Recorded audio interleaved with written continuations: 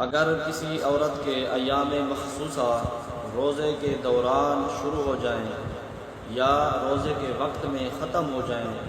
تو ایسی عورت کھا پی سکتی ہے یا نہیں کھا پی سکتی؟ تو اس بارے میں عرض یہ ہے کہ اگر کسی عورت کے ایام مخصوصہ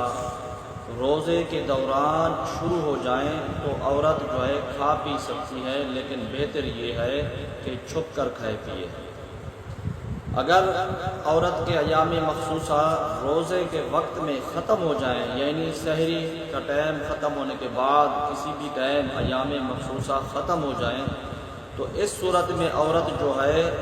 کھا پی نہیں سکتی، یعنی سارا دن اس کو روزے دار کی طرح رہنا ہوگا۔ اگر کھائے گی پیے گی تو گناہگار ہوگی۔ خلاصہ کلام یہ ہے کہ اگر ایام مخصوصہ روزے کے دوران شروع ہو جائیں تو عورت کھا پی سکتی ہے، یعنی بہتر یہ ہے کہ چھپ کر کھائے پیے، اور اگر روزے کے وقت میں ایام مخصوصہ ختم ہو جائیں تو اس صورت میں عورت جو ہے کھا پی نہیں سکتی، اگر کھائے گی پیے گی تو گناہگار ہوگی۔